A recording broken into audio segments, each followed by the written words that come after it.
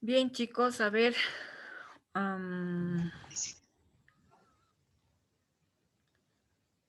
¿Por lista o voluntario? ¿Quién va a levantar la manito?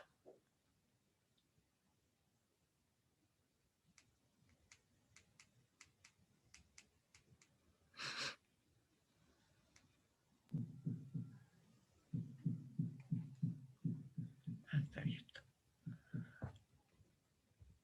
¿Nadie?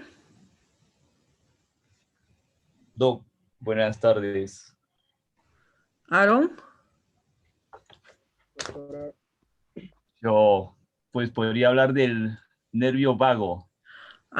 Estás con otro... Sí, ¿qué pasa? Que estoy con otra computadora y es Ya, por eso que está con otro nombre, quizás. sí, estás con otro nombre. No, tú vas a hablar, a ver, a partir del 6, ¿no ve? Háblame del glosofaringio.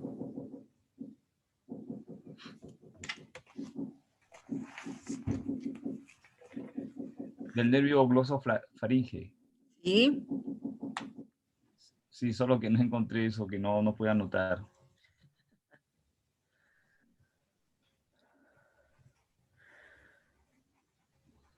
A ver, ¿quién más ha levantado su manito? Bueno, le hablo del glosofaringeo. Sí. Sí, es un nervio sensitivo general en la mucosa de la faringe, la amígdala palatina, el tercio posterior de la lengua, la trompa auditiva y el oído medio, sensitivo para la presión arterial y la química del seno carotineo y del cuerpo. ¿Qué pasa si se daña el nervio glosofaringeo? Las complicaciones de la neuralgia glosofaringea puede incluir cuando el dolor es intenso, disminución del pulso y desmayo, daña la arteria carótida, Carótida. sí, o a la arteria yugular interna debido a las lesiones, como una herida por apuñalamiento, dificultades al tragar alimentos y al hablar. Y dice que se evalúa del nervio glosofaringeo. Inerva la lengua y la garganta, bueno, respectivamente, y se evalúa juntos Se debe evaluar el sentido del gusto en la parte posterior de la lengua. También se debe observar la capacidad del paciente para tragar, valorando cómo maneja las secreciones. Ok. Ya, ¿cómo se evalúa ese nervio? Bueno, dice que se debe evaluar juntamente con la lengua. Ya, pero Para ¿cómo? ver, No dice cómo. Ya. Se evalúa pidiéndole al paciente que trague la saliva y al tragar tiene que identificar los sabores, más que todo el agrio y amargo. ¿Ya? Entonces, cuando este nervio se daña, se impide o se lesiona o dificulta la posibilidad de tragar la saliva y de saborear principalmente lo que es agrio y lo que es amargo. ¿Ya? Ahora sí, ok, Aarón. doctor. Aarón, ¿dónde estás, Aarón? Ya bajó su manito. Ya se ha despeinado. Doctora, Ya, Aarón, dime eh, la evaluación del vestíbulo coclear. Después Sergio Quintero. ah,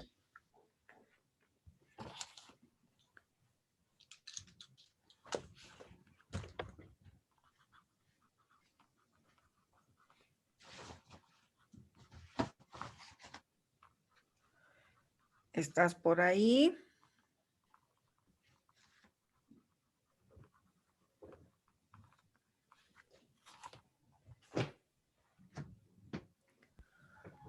¿Cómo es, Aarón? Bueno. Entonces, Sergio Quinteros.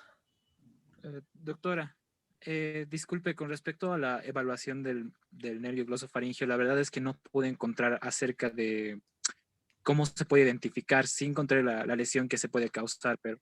Ya, no, ahora tú me vas a hablar sobre la evaluación del nervio vestíbulo coclear. Del nervio vestíbulo coclear, ¿verdad? Exacto, que es el octavo par.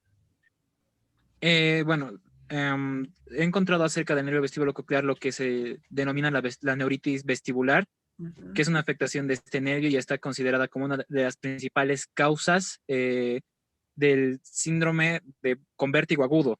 Este se puede presentar de 24 a 48 horas de duración y también se pueden llegar a presentar náuseas, vómitos y una falta de estabilidad y una tendencia de caída hacia el lado de la lesión. No se presenta una pérdida auditiva, pero sí se puede llegar a presentar ese vértigo del paciente y sobre todo una tendencia a esa caída del lado del que ha sido afectado el nervio. Ya. ¿Alguien más quiere participar con este nervio?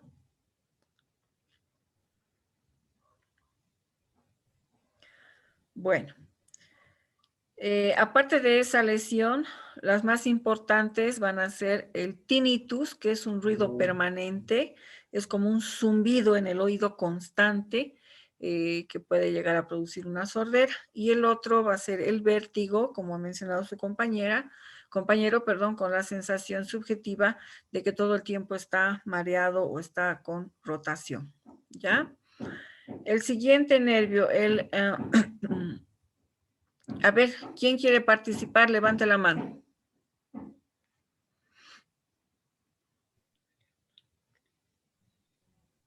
Nadie quiere participar. Ah, Paula. Buenas tardes, Liz. Buenas tardes. A ver. Entonces, primero Paula, después Emily y luego Ángeles, ¿ya? Paula, a ver, la lesión del nervio facial. Paula Rivera.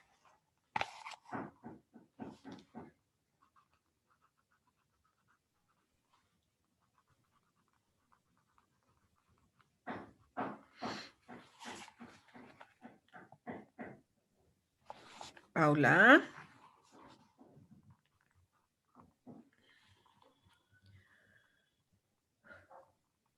Entonces, bueno, ahora sí voy yo.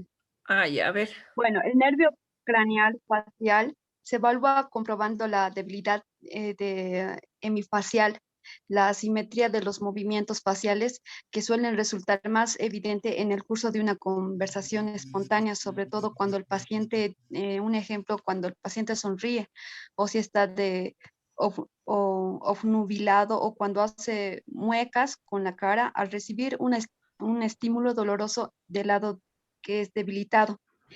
El pliegue nasolabial se encuentra deprimido y la fisura palpebral está ensanchada cuando el paciente no tiene más que una debilidad facial interior. Es decir, es que si está conservada la capacidad para fruncir el ceño y cerrar sus ojos, la afectación del nervio craneal es central en lugar de periférica. Ya.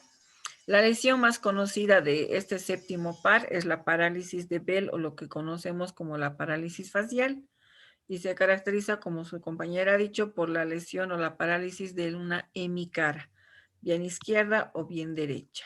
¿Ya? Doctora, una consulta. Dime. Cuando hay, como dijo, parálisis facial, puede ser considerada una de las patologías cuando se les cae el labio, como comúnmente se dice cuando se les da el aire, ¿así? Sí, es esa.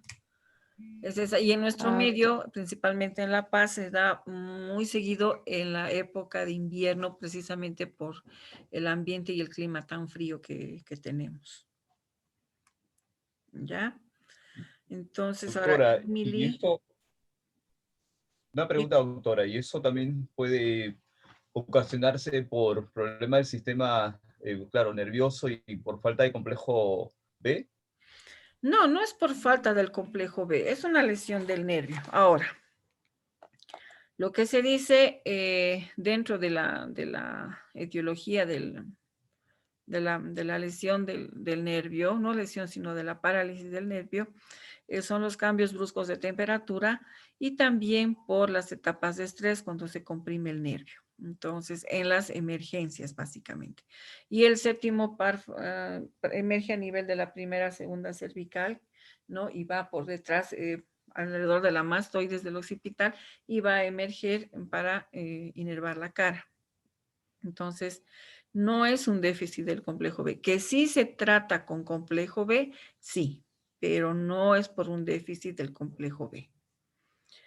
Ok, gracias, doctora. Bien, ahora Emily, háblame de la lesión del nervio espinal.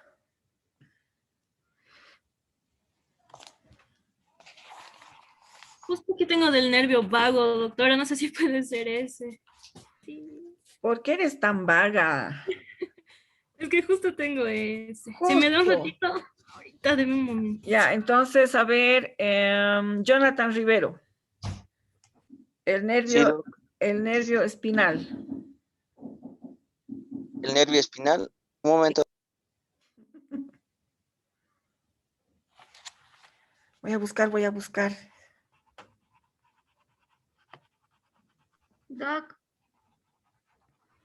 Sí, ¿puedo? ¿quién me ha hablado? Soy Anaí Salinas.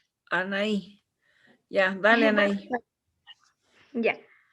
El nervio craneal 11, espinal accesorio, se evalúa mediante el examen de los músculos inervados.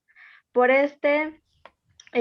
para el esternocleidomastoideo, se pide al paciente que gire la cabeza contra la resistencia ofrecida por la mano del explorador, a la vez que se le palpa el músculo activo, el del lado contrario del giro de la cabeza.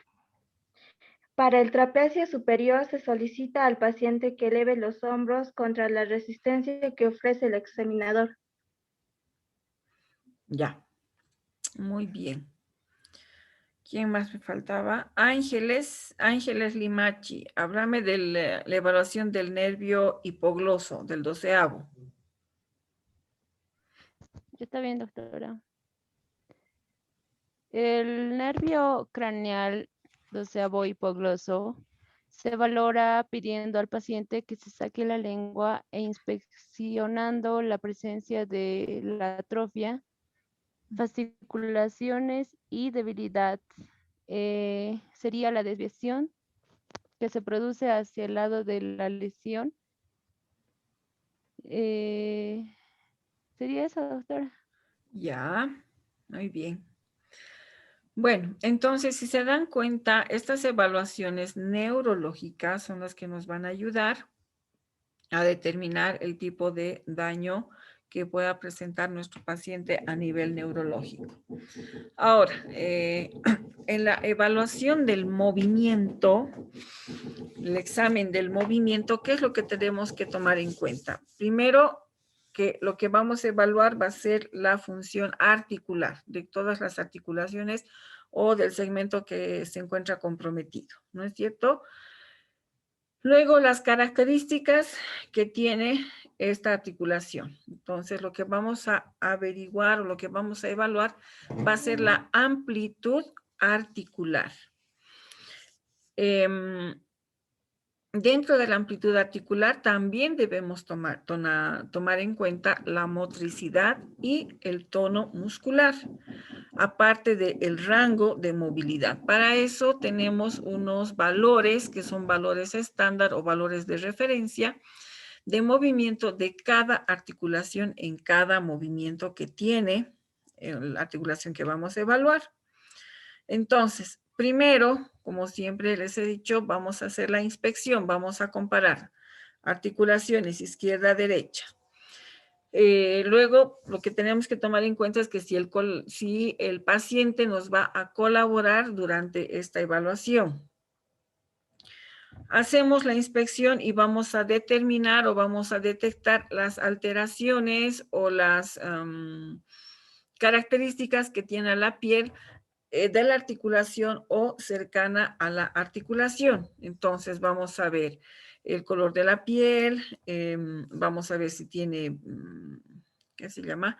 Algunas lesiones, úlceras, cicatrices, luego las pigmentaciones, si tiene manchitas, presencia de varices, si estamos cerca de las manos o los pies, vamos a ver uñas y las características que tienen las uñas. Luego vamos a averiguar o vamos a determinar si existe la presencia de movimientos involuntarios, pero así de simple inspección. De pronto estamos mirando y se mueve solito, ¿no es cierto? Entonces es un movimiento involuntario.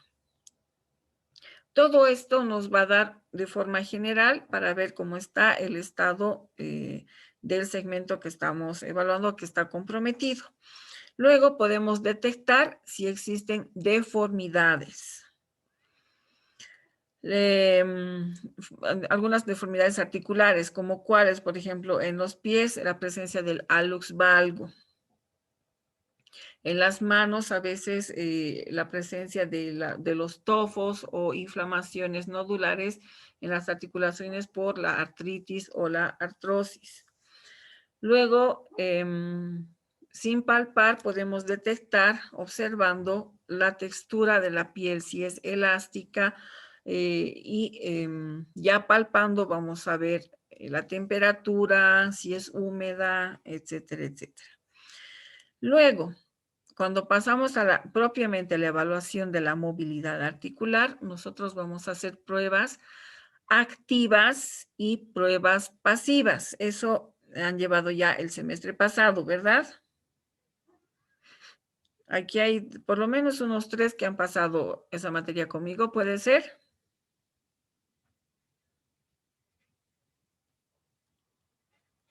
¿No? ¿Ninguno?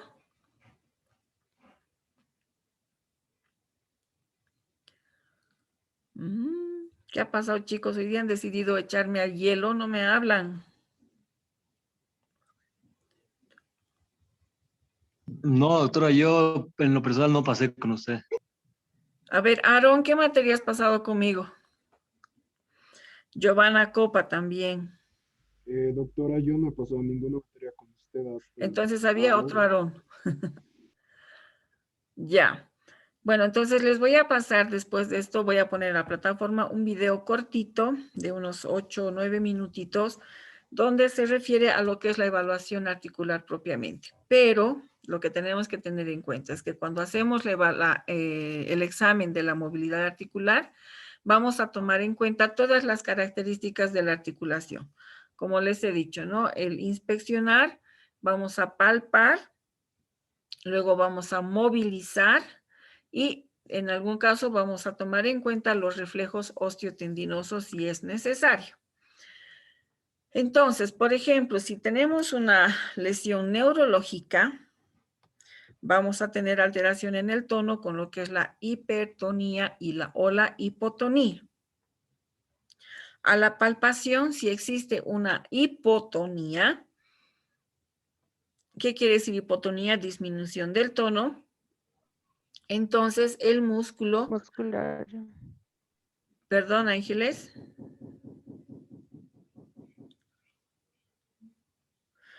La hipotonía, en la hipotonía, el músculo va a estar blando, va a estar suelto, ¿no es cierto? Va a estar flácido.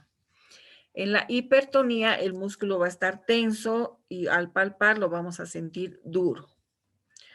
En cuanto a la movilización, ya les he dicho, tiene que ser pasiva y activa. Cuando existe una lesión neurológica, generalmente es una movilización asistida, porque el fisioterapeuta es el que tiene que ayudar al paciente a completar el movimiento. Cuando existe una hipotonía, entonces se realiza el movimiento con mucha facilidad. Si existiera hipertonía, existe una resistencia y una tensión mayor en el músculo del segmento que estamos evaluando. En cuanto a los reflejos osteotendinosos, en la hipotonía no existe los reflejos, existe una hiporreflexia, o sea, están ausentes. Y en la hipertonía, por el contrario, están exagerados o están aumentados, por lo tanto se llama una hiperreflexia, ¿ya? Entonces, tomando en cuenta esto, bueno, si fueran condiciones patológicas, digamos, en otro tipo de alteraciones, pueden ser traumatológicas, ortopédico-traumatológicas, entonces solamente vamos a tomar en cuenta la característica de la piel, la característica de los músculos, ¿no? Si hay un tono, si están hipotónicos, el trofismo muscular y también la característica de la articulación y el movimiento articular. Durante el movimiento articular podemos también percibir la presencia de ruidos o crepitaciones en la articulación o en las articulaciones que estamos evaluando. Pueden ser incrépitos, pueden ser chasquidos o ruidos intraarticulares que muchas veces no escuchamos, pero si ponemos yo me acuerdo que me decían que es escuchar con la mano porque se pone la mano sobre la articulación y se siente un crujido. Entonces, todo eso nos va a ayudar a determinar cómo está esa articulación y qué músculos están comprometidos durante lo que es la movilidad articular.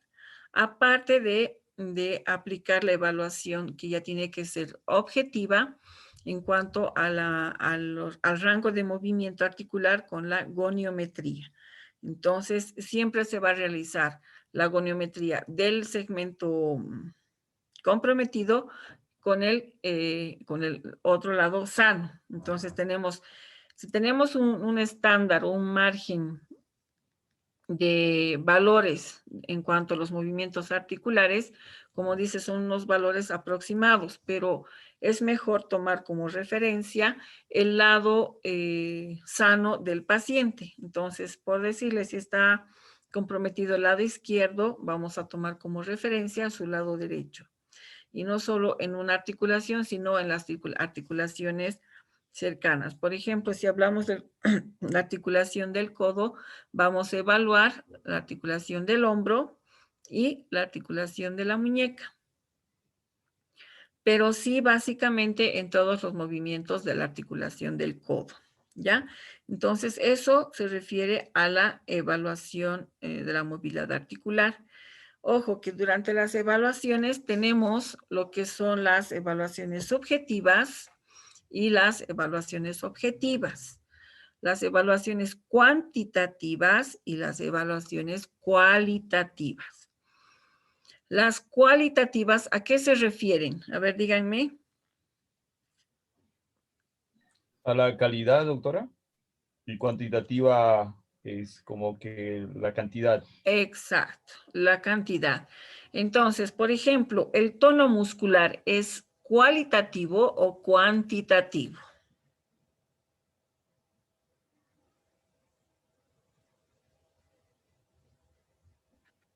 Cualitativo, doctor. Es cualitativo, ¿no es cierto? Pero nosotros tenemos que darle un valor. Entonces, existe la escala de Ashworth, que se toma en el caso de la espasticidad, ¿ya? Entonces, esto nos va a dar un valor, ya va a ser objetivo cuantitativo en el caso del tono muscular. Lo mismo ocurre ya en el caso de evaluar a la musculatura, vamos a tener diferentes escalas.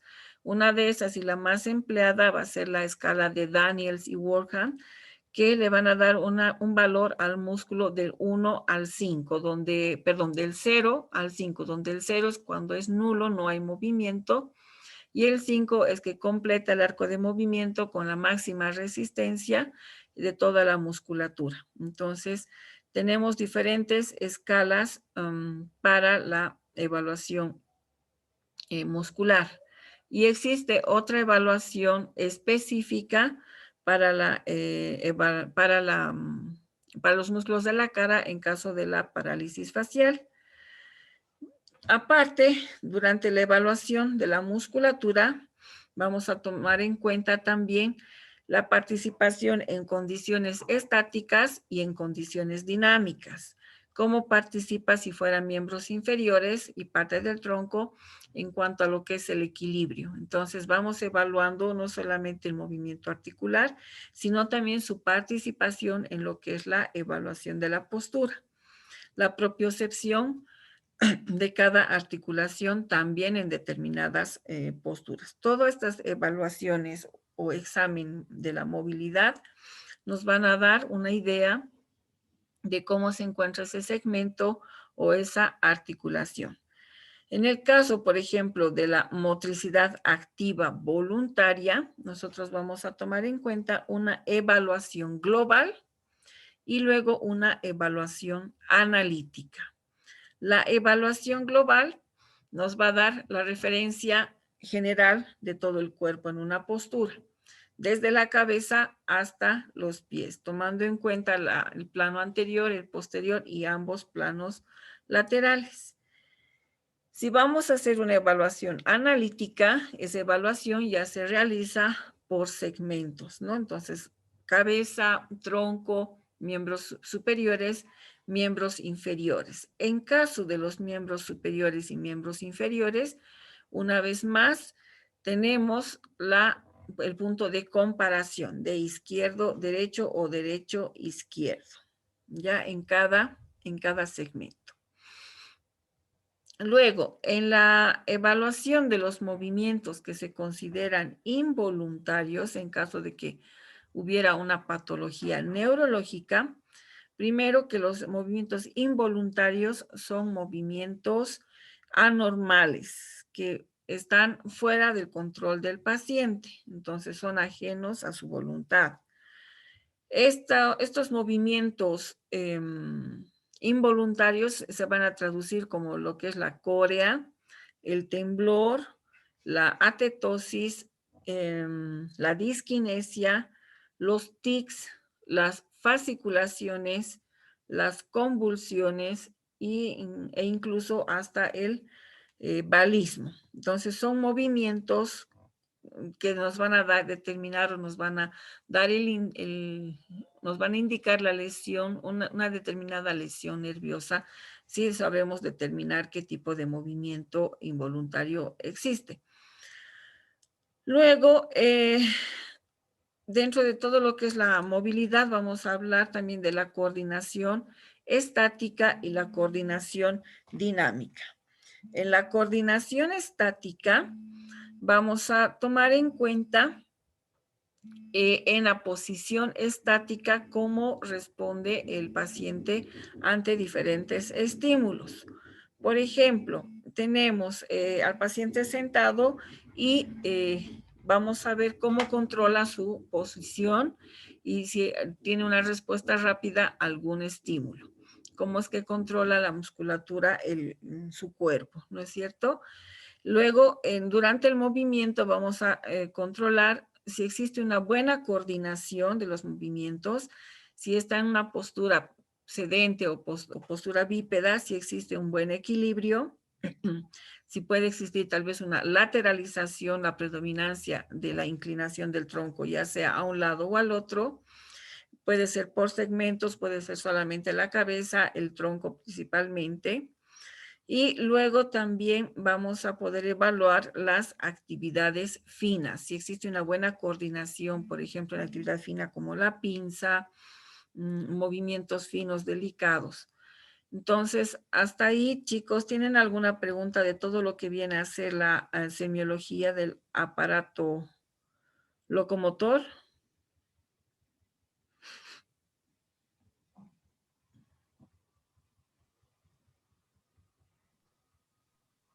No le dicen. ¿Está todo claro?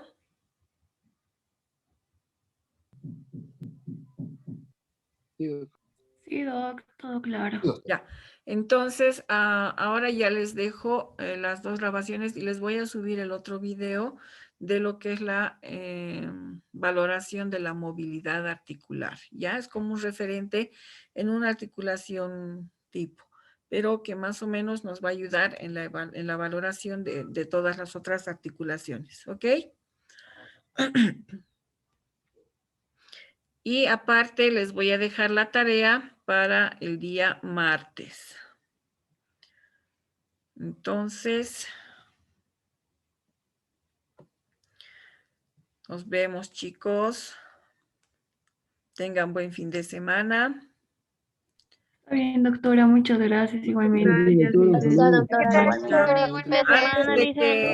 Antes de que se salgan, quédense un ratito ahí porque voy a tomar captura de la pantalla porque necesito saber quiénes están. Pierdo mucho tiempo llamando lista. Espérenme un ratito, por favor, no se salgan.